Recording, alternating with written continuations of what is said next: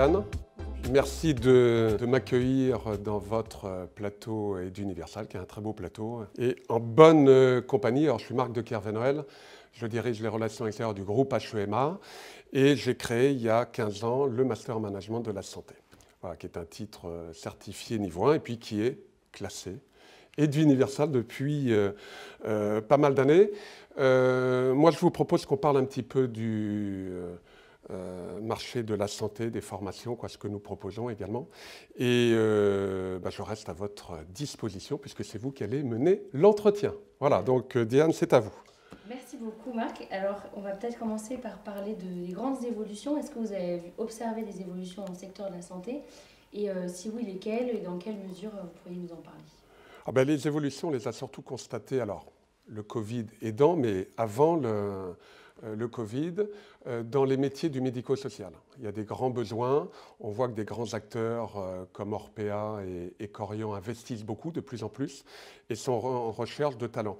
Une des raisons, c'est que les gens vivent de plus en plus longtemps, qu'il y a des vraies problématiques de soins à la personne, tant à domicile que dans des établissements, et puis pour des personnes aussi âgées. Donc c'est un marché qui évolue. Et qui est amené à évoluer, même s'il y a un petit ralentissement du point de vue de la longueur, de la durée de vie des individus du fait de la Covid. Mais on est programmé pour vivre longtemps, donc il faut aussi qu'on s'occupe bien des personnes. Et pour s'occuper bien des personnes, il faut aussi des personnes qui soient bien formées pour s'en occuper. Voilà. Quelles sont selon vous les qualités, les meilleures qualités d'un manager puisse avoir aujourd'hui, un manager dans la santé et comment vous pourriez nous parler un peu de comment vous les formez, comment ils peuvent acquérir ces qualités? Alors, un manager dans la santé, c'est un peu vaste. Alors, je vais peut-être me focaliser sur le médico-social. En médico-social, ce n'est pas un accident. Je ne pense pas que les gens y arrivent sans qu'il y ait un fort intérêt pour la personne. Bien entendu, il y a le réalisme. Quand vous gérez des structures de santé, il faut que ça soit bien géré. Ça passe aussi par maîtriser les coûts, les recrutements, un ensemble de choses, les process pour que le patient soit soigné, traité, accompagné parfois en fin de vie dans les meilleures conditions. Et donc nous, pour les amener à ce niveau, puisqu'ils prennent à terme, ils sont programmés pour être des directeurs d'établissement, si on parle du médico-social, mais s'ils sont en marketing, ils sont amenés à prendre des directions marketing, on les forme pour qu'ils arrivent dans les meilleures conditions d'un point de vue opérationnel. C'est bien de former les gens, c'est bien aussi d'être réaliste, pragmatique, d'où le fait que les encadrements sont faits exclusivement par des personnes qui ont une véritable légitimité et expertise depuis 20, 30, voire plus en matière de santé. Donc quels seraient les atouts et les enseignements que vous apportez à ces étudiants pour qu'ils puissent ensuite correspondre au marché de l'emploi? Alors, qualité, j'imagine, compétences qu'on recherche, ce que l'on veut, mais je pense que ce n'est pas un scoop, c'est des gens qui ont envie de travailler, de s'investir. Alors, a fortiori dans le médico, moi je peux vous dire, on a eu la plupart de nos étudiants l'année dernière et encore cette année, c'est des 10 heures, c'est des 11 heures, c'est des 12 heures parfois par jour, mais du fait de l'environnement, d'accord? Donc il y a une implication forte, beaucoup de rigueur et en même temps, on est dans un cadre très humain. On fait pas, c'est ce que je vous disais tout à l'heure, on ne fait pas ça par accident.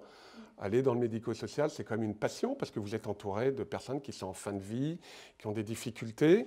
Pour autant, il faut avoir un management rigoureux, savoir être à l'écoute, savoir aussi fidéliser ses équipes, parce que quand c'est tendu, il faut avoir une équipe autour de soi. N'oublions pas que ce n'est pas un produit que les établissements vendent. On s'occupe d'individus, donc on parle de vie quand même, de personnes. Donc c'est un mélange de rigueur et d'humain qui fait qu'on réussisse. Et donc j'ai compris que vous proposiez ce master en alternance. Alors est-ce qu'on pourrait parler un peu de pourquoi c'est intéressant en santé notamment? On le voit peu. Donc l'alternance en santé, est-ce que vous pourriez nous en dire un peu plus? Alors l'alternance en santé, effectivement, on le voit peu, en tous les cas au niveau du master de management. Et l'alternance en général qui est une formule extraordinaire puisque vous démarrez vos études, votre carrière pendant vos études, et non quand vous êtes diplômé. Le meilleur résultat que je peux vous donner, et là je parle au nom de l'école et les résultats dans ce master, c'est que tous les bons étudiants de l'année dernière, ils ont tous été embauchés. Tous. Voilà.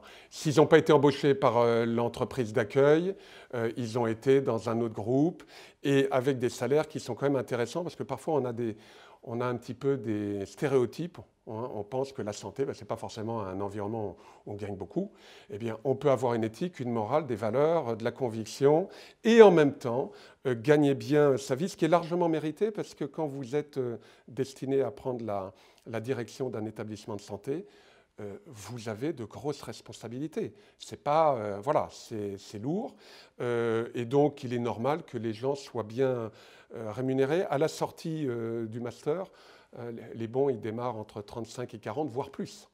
D'accord ? Et donc, ça, c'est une réalité. On retrouve un peu la même chose au niveau du marketing, dans des grands laboratoires. Ça arrive. Et comme je vous le disais un petit peu en préambule avant qu'on fasse l'interview, le médico actuellement, en tous les cas, l'expérience qu'on a, il marche mieux que sur des postes en marketing. Non pas qu'il n'y a pas de besoin en marketing, il y a des besoins bien entendu en marketing de la santé, mais le climat général, ce n'est pas forcément évident de trouver un poste. En médico, chez des Orpea, chez des Corian, des Domus Vie et d'autres, les bons sont recrutés. D'ailleurs, ils sont dans des stratégies quand ils prennent des jeunes en alternance, c'est de se dire, derrière, c'est pour le recruter. Alors du coup, est-ce que vous auriez des conseils à donner à ces étudiants qui souhaitent s'orienter en santé pour leur candidature en master et pour un peu tout ce que vous aimez retrouver dans leur dossier et dans ce qu'ils vont proposer en tant qu'étudiant qui candidate à votre master? On cherche des jeunes et des moins jeunes, puisqu'on a des gens issus de la formation continue. Un des meilleurs exemples, j'ai eu une directrice il y a des années de Kenzo, qui est venue dans notre master. Elle a fait un virement à 180 degrés. Donc, ce n'est pas tant votre parcours, c'est votre projet professionnel qui est important. On a le droit de changer. Un étudiant a le droit de se tromper. Parfois, il rentre dans une voie et s'aperçoit que ça ne lui correspond pas. Donc, ce qui va nous intéresser à ce niveau d'études, c'est pourquoi il veut faire ce master de management spécialisé et puis quel métier derrière il veut faire. L'important, c'est pourquoi. Ce n'est pas parce que c'est à la mode que ça se développe. Ça n'a pas d'intérêt.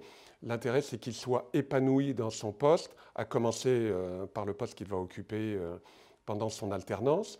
Il va faire des efforts, peut-être qu'il aura son entreprise à 2 heures de chez lui, donc ça sera 2 heures le matin, 2 heures le soir. Donc autant qu'il y ait une vraie raison. Et puis l'expérience montre que la compétence est un élément important, mais il y a tout le comportemental. Ça ne sert à rien de recruter les meilleurs quand ils sont des empêcheurs de tourner en rond. Mais quand un jeune ou un moins jeune est compétent et maîtrise son sujet, et qu'en plus il y a du comportement, eh bien, en général, ça donne un recrutement derrière.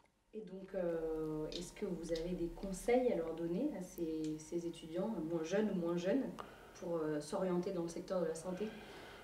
La passion. Je pense qu'à un moment, il faut avoir la flamme.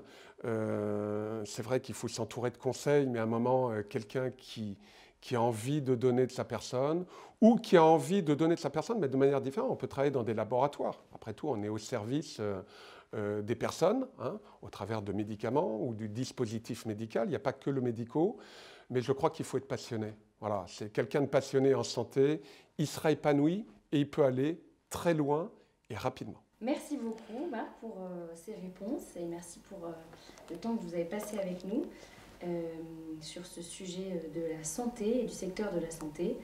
Et puis, on vous retrouvera donc sur votre stand. En tous les cas, merci Diane de m'avoir reçu sur votre plateau et je serai très heureux d'accueillir les uns et les autres sur notre stand le samedi 6 mars prochain. Stand ISEAM, hein, dans le pôle santé, dans lequel on pourra aller plus en détail sur les 2 spécialisations, médico-social et marketing. Merci beaucoup et à bientôt.